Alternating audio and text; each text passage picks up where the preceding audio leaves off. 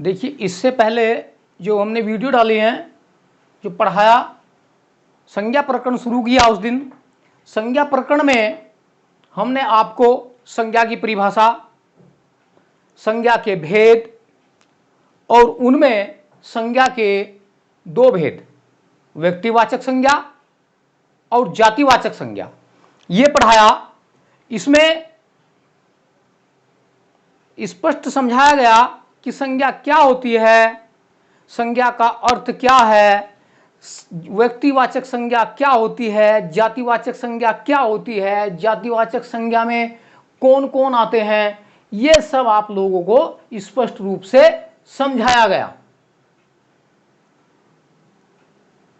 इसमें आपके सभी पशु पक्षी, पेड़ पौधे, पर्वत, प्राकृतिक आपदाएं, ये सब जातिवाचक संज्ञा में आती हैं।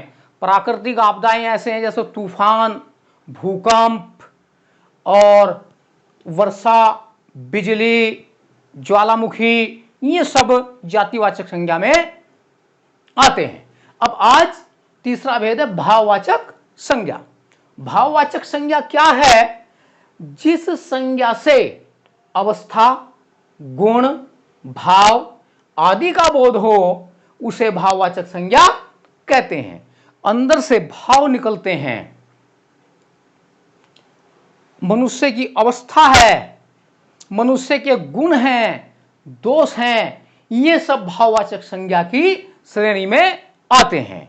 जैसे बूढ़ापा अवस्था होगी, जवानी अवस्था होगी, किशोरावस्था, प्रौढ़ावस्था, यौवनावस्था, ये सब भाववाचक संज्ञा में आएंगे। गुण, शक्ति, मित्रता, चालाकी, आगे आपके मूर्खता, ये दोष है। भाव है मानवता। इस प्रकार के जितने भी शब्द हैं ये सब भाववाचक संज्ञा में आ जाएंगे। जैसे एक वाक्य मैंने लिखा है, वाक्य के माध्यम से समझा देता हूं। बुढ़ापा आदमी की शक्ति छीन लेता है। बुढ़ापा आदमी की शक्ति छीन लेता है। अब बुढ़ापा, इसमें पूछा वाक्य में कि इस वाक्य में भाववाचक संज्ञा है या इस वाक्य में बुढ़ापा है, तो आप इस वाक्य में बुढ़ापा है तो बुढ़ापा क्या आ जाएगा, उसमें चार ऑप्शन आएंगे, आपका उत्तर होगा भाववाचक संज्ञा।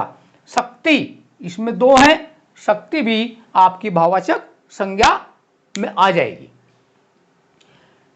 दिन भर काम करने से थकावट हो जाती है। दिन भर काम करने से थकावट हो जाती है। भाव, थकावट आपकी भाववाचक संज्ञा होगी इस वाक्य में। थकान से बनी है थकावट, थकान से थकावट बनी है। थकान क्या है? अव्यय है। अव्यय मैंने समझा था जिस दिन आपको पढ़ाए शब्द भेद, मैंने उसमें पढ़ा था चार विकारी हैं, चार अविकारी हैं। तो अव्यय क्या है? अविकारी। अब थकान क्या है? अव्यय है, क्योंकि ये लिंग वचन पुरुष काल के बदलने पर जो का त्यों रहेगा।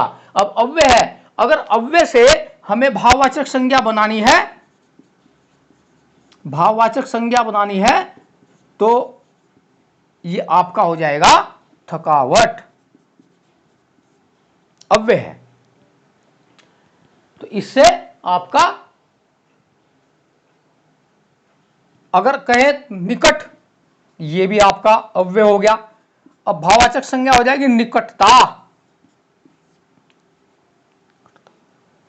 तो ये भाववाचक संज्ञा आपकी समझ में आ गया होगा। दोबारा फिर मैं समझा रहा हूं। भाववाचक संज्ञा, जिस संज्ञा से अवस्था, गुण, भाव आदि का बोध हो उसे भाववाचक संज्ञा कहते हैं। जैसे बुढ़ापा, शक्ति, मित्रता, चालाकी, मूर्खता, मानवता, थकावट आदि। बुढ़ापा आदमी की शक्ति छीन लेता है, वाक्य में बुढ़ापा है तो भाववाचक संज्ञा, व्यक्तिवाचक संज्ञा, जातिवाचक संज्ञा, समूहवाचक संज्ञा। तो आपका भाववाचक संज्ञा हो जाएगा दिन भर काम करने से थकावट हो जाती है। तो थकावट आपका भाववाचक संज्ञा हो गया।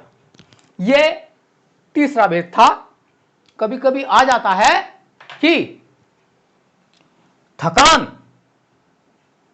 अव्यय से भाववाचक संज्ञा बनी तो थकावट होगी, निकट से निकटता, दूर से दूरी, इस प्रकार से बनते हैं। रुकना से रुकावट, नीच से नीचता, ये ऐसे शब्द हैं। इसके बाद चौथा भेद,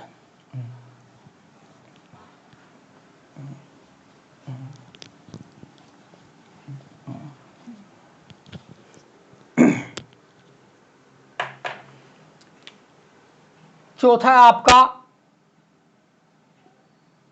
द्रव्यवाचक या पदार्थवाचक संज्ञा। द्रव्यवाचक या पदार्थवाचक संज्ञा। द्रव्य क्या है? आपने विज्ञान में पढ़ा होगा, द्रव्य जिनको नाप या तोल सकते हैं लेकिन गिन नहीं सकते, उसको द्रव्य बोलते हैं। आपका तेल, आपका दूध, आपका घी, ये जो द्रव्य हैं बहने वाले, उनको द्रव्यवाचक संज्ञा कहते हैं।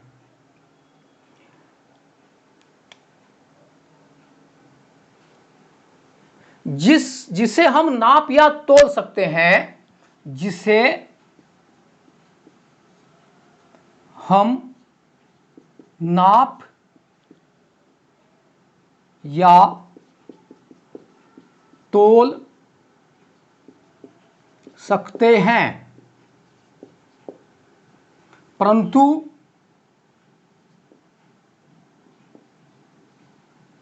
गिन नहीं सकते, उन पदार्थों को द्रव्य या पदार्थ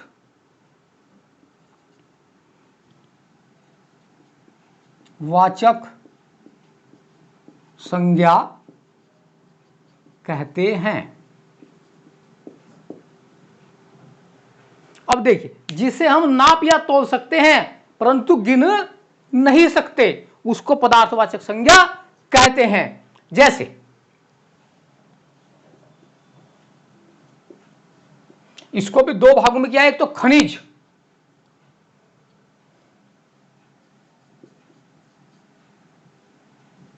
धातुओं और खनिज के नाम।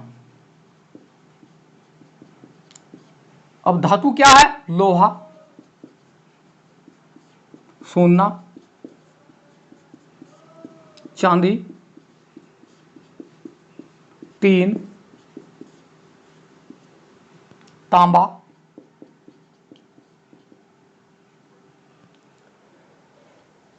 आदि।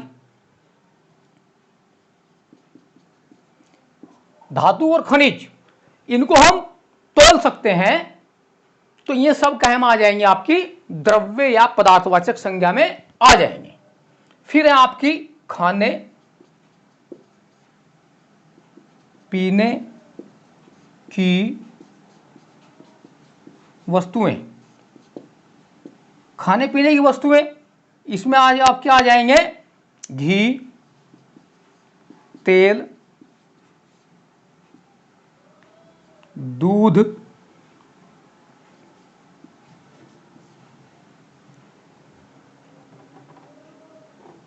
पानी आदि। ये सब आपकी पदार्थवाचक संज्ञा की श्रेणी में आ जाएंगे।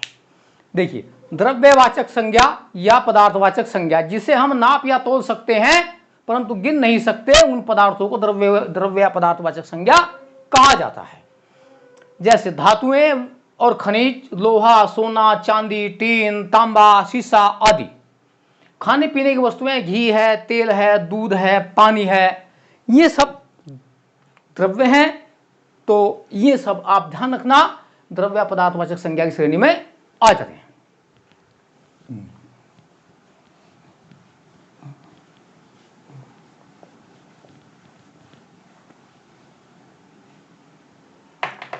पांचवी संज्ञा है आपकी समूहवाचक।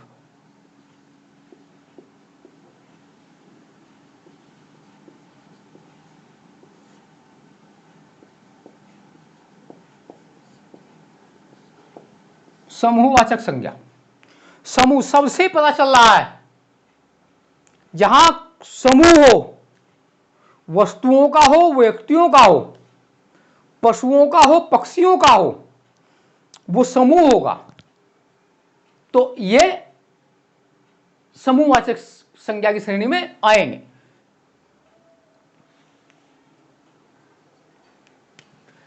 समूहवाचक संज्ञा से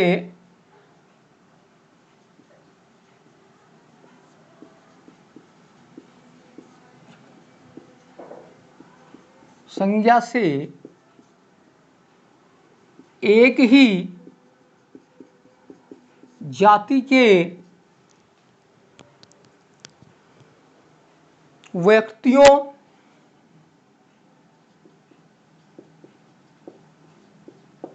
या वस्तुओं का बोध होता है। जैसे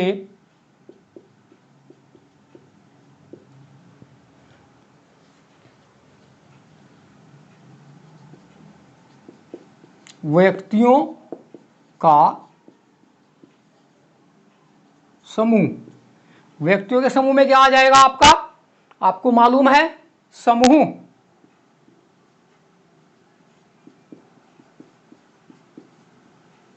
गिरोह, दल, टीम,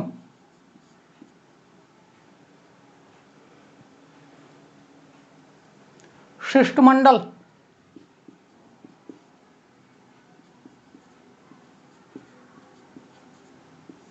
आदि। यह है समूह, व्यक्तियों का समूह हो गया।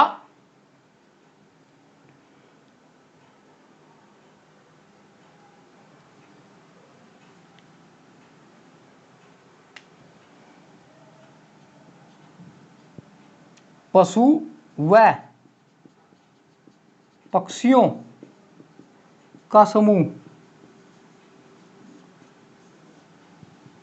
इसमें आपका आ जाएगा झुंड।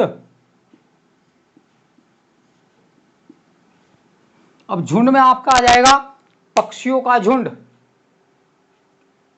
पशुओं का झुंड, हिरणों का झुंड, भेड़ों का झुंड, कौवों का झुंड, यह आ जाएगा। इसमें पशु पक्षियों के झुंड आ जाते हैं, इसके लिए झुंड शब्द होगा प्रयोग में। अब आ जाएगा आपका वस्तुओं का समूह।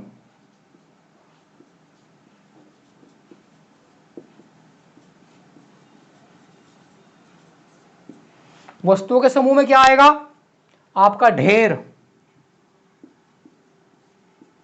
गुच्छा, पुंज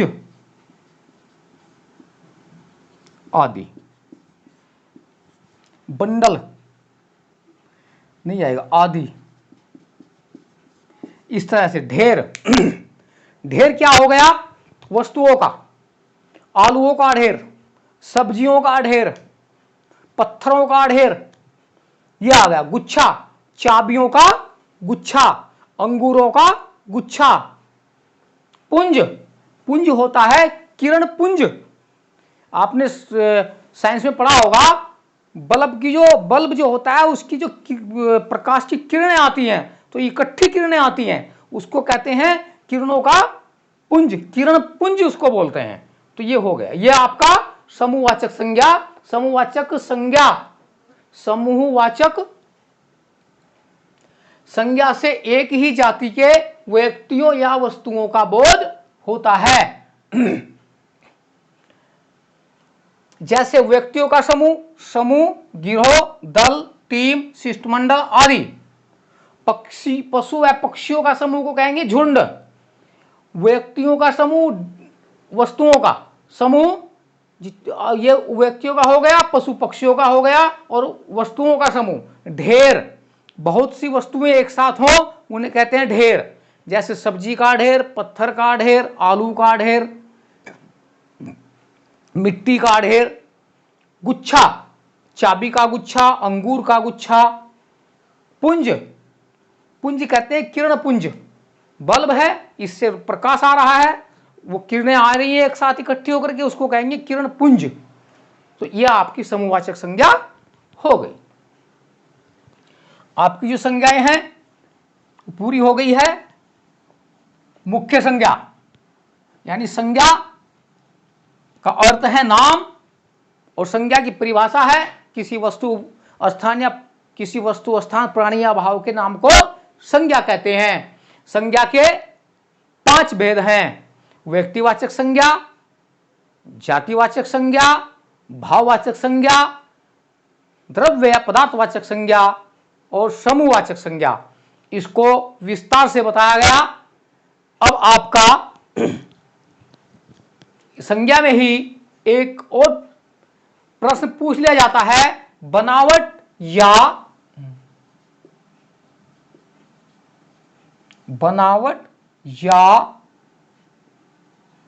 प्रकृति के आधार पर संज्ञा के भेद। देखिए पूछा है बनावट या प्रकृति के आधार पर संज्ञा के कितने भेद हैं। तो बनावट या प्रकृति के आधार पर संज्ञा के 3 भेद हैं। ये अलग है, परीक्षा में आएगा था बनावट या प्रकृति के आधार पर संज्ञा के कितने भेद हैं। तो 3 भेद हैं। नंबर 1 रूढ़ या रूढ़ी संज्ञा, दूसरा है यौगिक संज्ञा,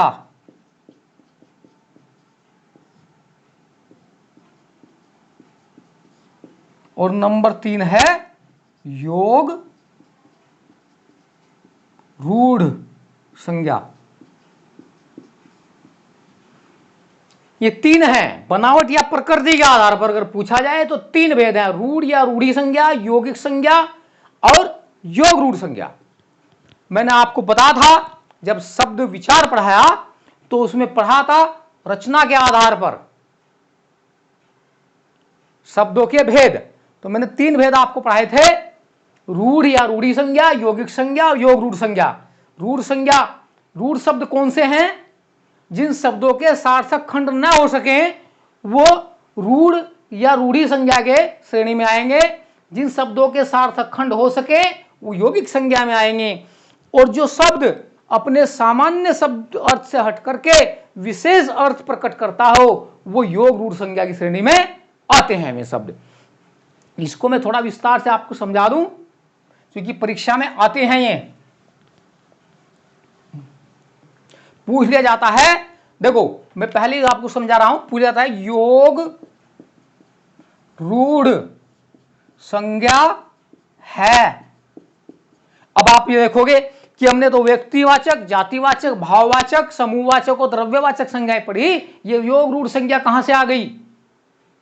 अगर नहीं पढ़ेंगे, नहीं पढ़ा जाएगा तो मालूम नहीं होगा। इसको अक्सर छोड़ देते हैं, इसको हम पढ़ते नहीं हैं, लेकिन ये परीक्षा में आ रहे हैं। योग रूढ़ संज्ञा है। अब कहां 4 ऑप्शन आएंगे, ए, बी, सी और डी। अब वे शब्द आएंगे इस प्रकार के,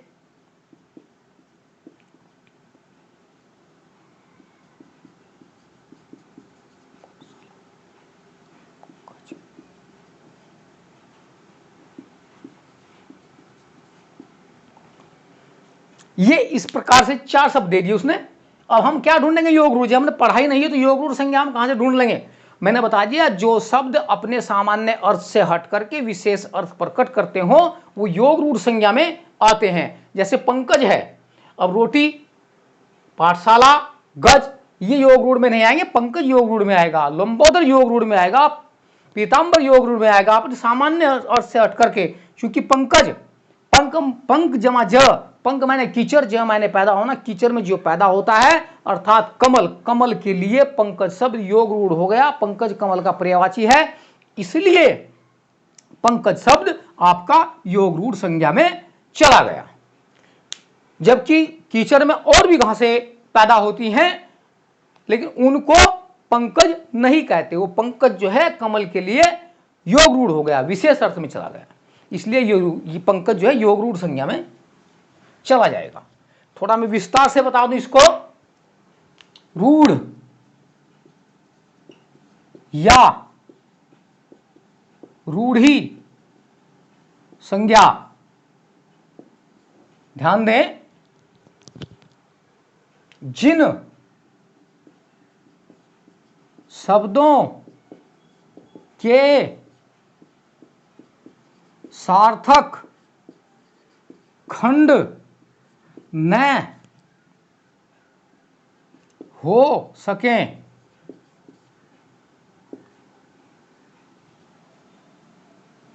रूढ़ी या रूढ़ संज्ञा कहलाते हैं। जैसे बहुत शब्द हैं,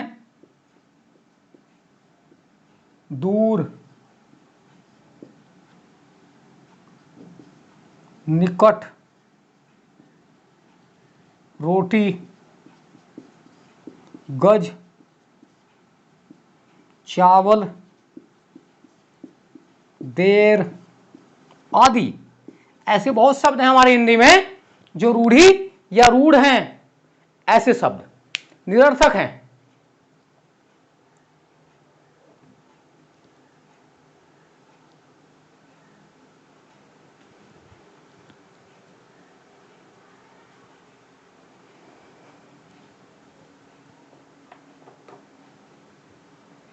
समझ में आ गया होगा कि रूढ़ या रूढ़ी संज्ञा क्या है? जिन शब्दों के सार्थक खंड ना हो सके, सार्थक माने अर्थ देने वाले।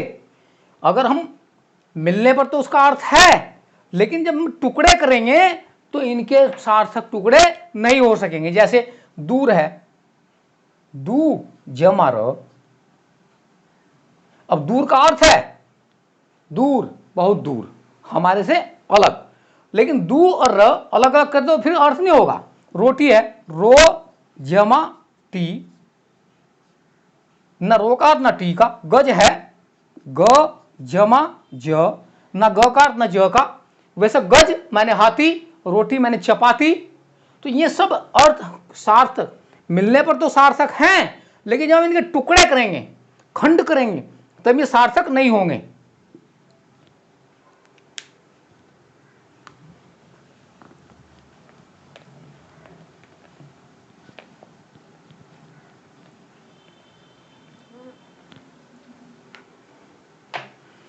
दूसरा है यौगिक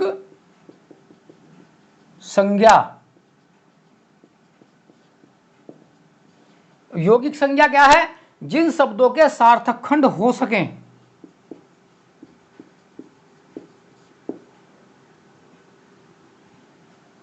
यौगिक संज्ञा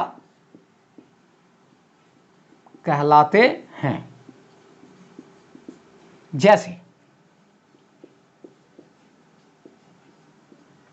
पाठशाला,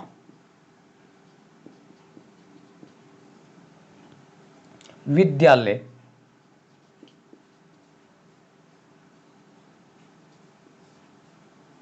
नीरज,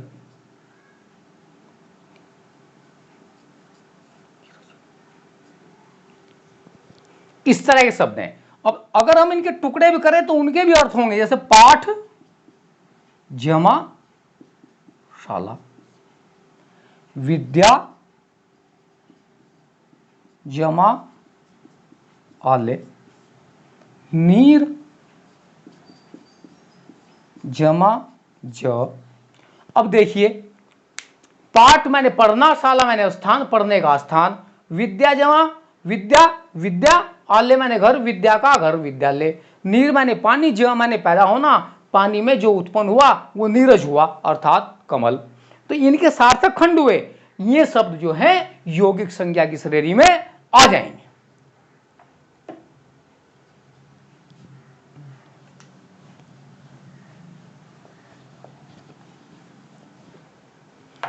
योग रूढ़ संज्ञा,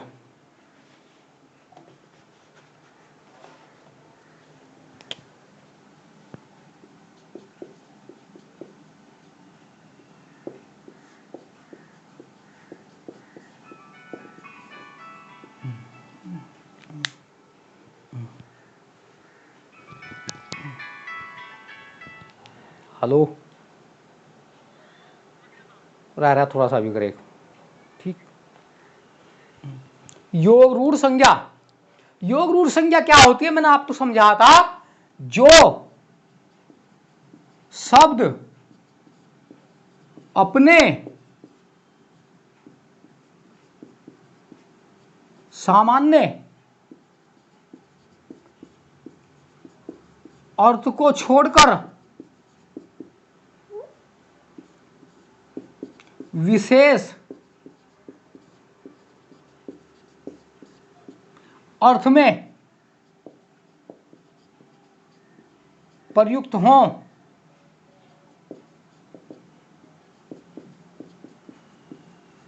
योग रूढ़ संज्ञा कहलाते हैं।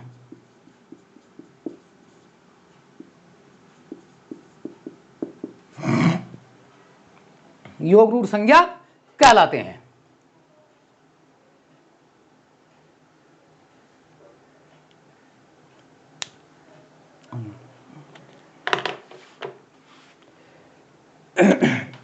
जैसे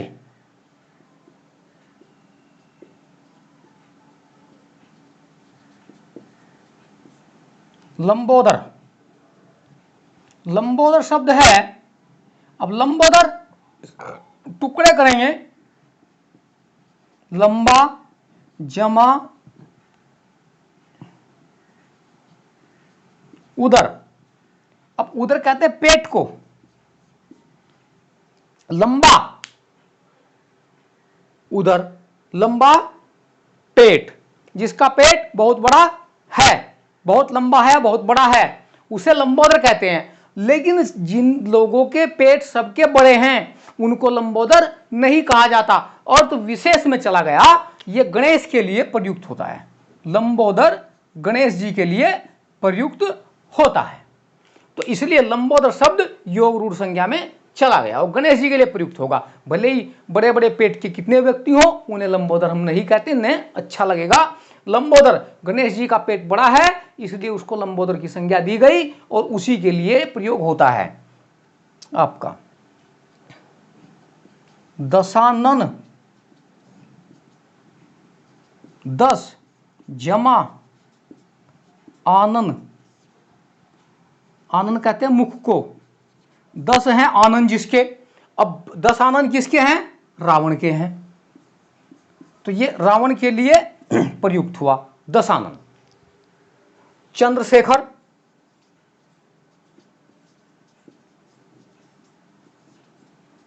चंद्र है शेखर पर जिसके, अर्थात चंद्र जमा शेखर, शेखर कहते हैं शीश को, तो ये किसके लिए प्रयोग हुआ? शिव के लिए, वो चंद्रशेखर हैं। वीणा पाणी,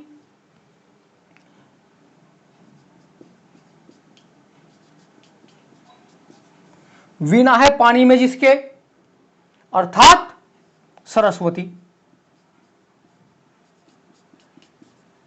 ये वीणा पाणी, और कोई अपने हाथ में वीणा ले ले उसे वीणा पाणी नहीं कहेंगे, लेकिन सरस्वती के लिए वीणा पाणी शब्द योग रूढ़ हो गया, क्योंकि वीणा माने वीणा एक तारा और पानी हाथ, जिसके हाथों में वीणा है सरस्वती। ऐसे शब्द बहुत हैं हिंदी के अंदर, लंबोदर, दशानन, चंद्रशेखर, चंद्रवदन, चंद्रचूड़, सब शिव के लिए हैं। वीणा पाणी, श्वेतांबर, ये ऐसे शब्द हैं।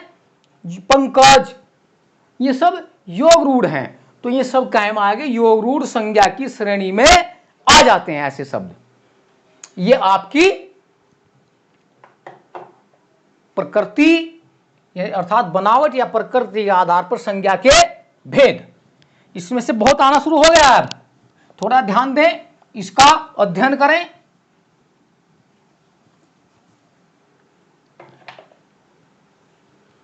एक होता है क्रियार्थक संज्ञा।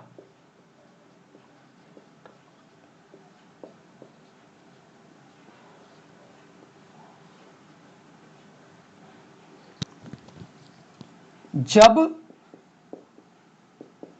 क्रिया संज्ञा की तरह प्रयोग की जाए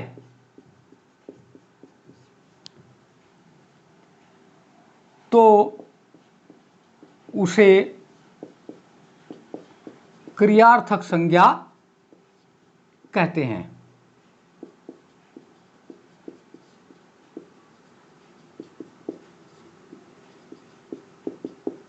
जैसे देखिए, क्रियार्थक संज्ञा आ जाता है कभी कभी कि क्रियार्थक संज्ञा क्या होती है। अब क्रियार्थक संज्ञा क्या है, मैंने स्पष्ट कर दिया। जब क्रिया संज्ञा की तरह प्रयोग हो या क्रिया शब्द संज्ञा की तरह प्रयोग हो तो उसे क्रियार्थक संज्ञा कहते हैं। कभी कभी क्रिया को संज्ञा की तरह प्रयोग कर लिया जाता है, उसे क्रियार्थक संज्ञा कहते हैं। कैसे,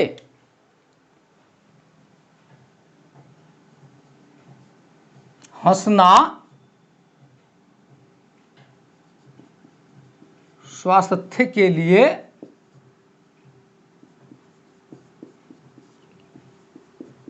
लाभकारी है। हंसना स्वास्थ्य के लिए लाभकारी है। अब आप देखिए, हंसना, हंसना एक क्रिया है। क्योंकि जिन शब्दों से किसी कार्य का करना या होना पाया जाए उनको क्रिया कहते हैं। हंसना स्वास्थ्य के लिए लाभकारी है, अब क्रिया हो रही है हंसना, लेकिन वो संज्ञा की तरह प्रयोग किया गया तो इसलिए हंसना क्रियार्थक संज्ञा हो गया।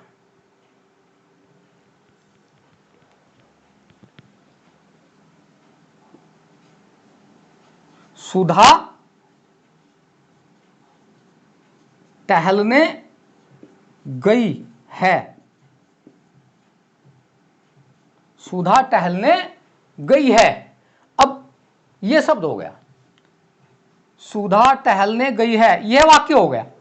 अब टहलना क्रिया है, लेकिन यहां संज्ञा की तरह प्रयोग हुआ, इसलिए क्रियार्थक संज्ञा हो गया। ऐसे बहुत शब्द हैं, पढ़ने से कुछ तो ज्ञान होगा, पढ़ने से कुछ तो ज्ञान होगा। पढ़ना एक क्रिया है, लेकिन वो संज्ञा की तरह प्रयोग हुआ तो ये आपका क्रियार्थक संज्ञा की श्रेणी में आ गया।